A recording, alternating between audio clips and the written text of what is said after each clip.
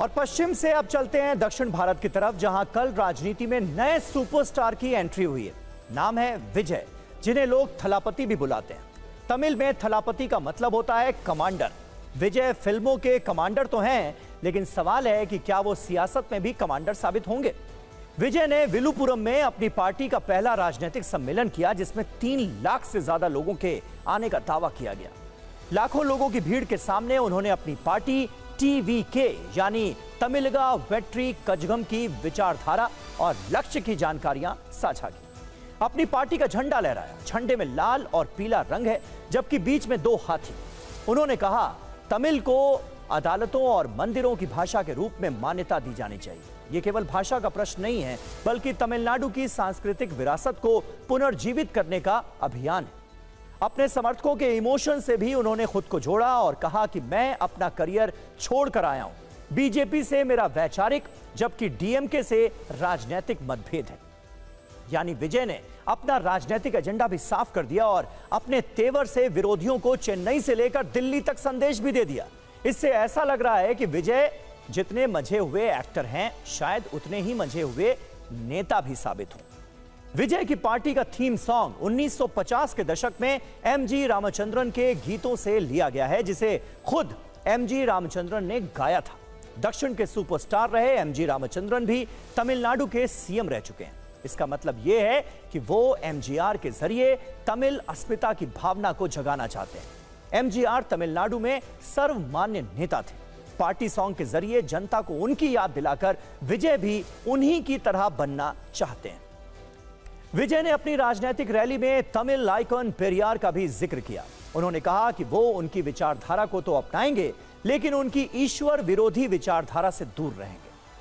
पेरियार ने द्रविड़ पहचान की वकालत करते हुए अलग द्रविड़ नाडु की मांग की थी। उन्होंने नास्तिकवाद का समर्थन किया और मूर्ति पूजा और कर्मकांड के खिलाफ रहे। यही नहीं, वो दक्षिण की राजनीति में हिंदी विरोध का प्रखर चेहरा रहे। इस वजह से उनका विरोध भी हुआ।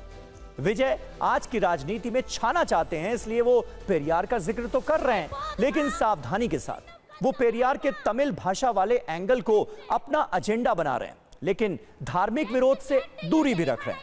मतलब विजय की विचारधारा द्रविड़वाद और तमिल राष्ट्रवाद दोनों से प्रेरित है।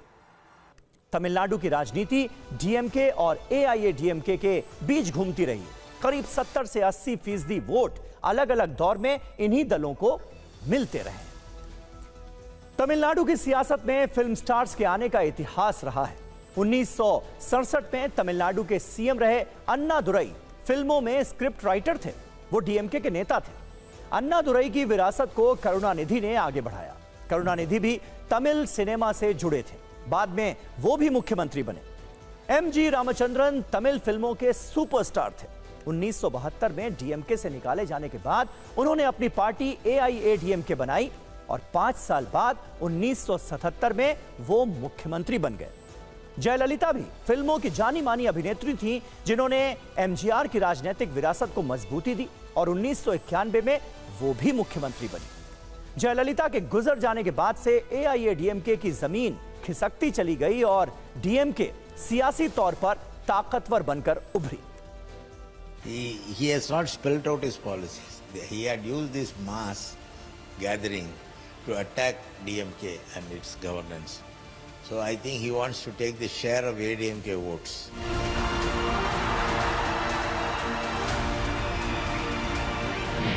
It is almost seeing a 2.5 hours cinema, not like a political drama. It looked like a drama. First thing is Thalapathy identify the 2 fascist forces at V Salai. It's very historical moment it taken place. It is in next 13 years.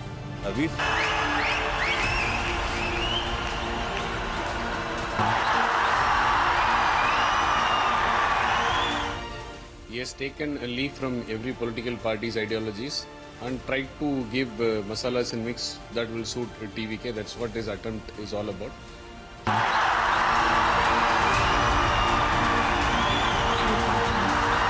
என்னோட உயிர் வணக்கங்கள்.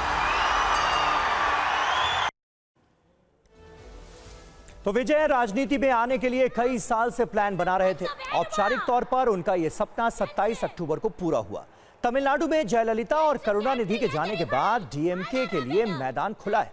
विपक्ष में कोई उनके आगे टिक नहीं पा रहा है। विधानसभा से लेकर लोकसभा चुनाव तक स्टालिन अकेले छाए हुए हैं। ऐसे में विजय के लिए सुपरस्टार वाली छवि को भुनाने का मौका है। राज्य में 2026 में विधानसभा चुनाव है, उनके पास समय भी है।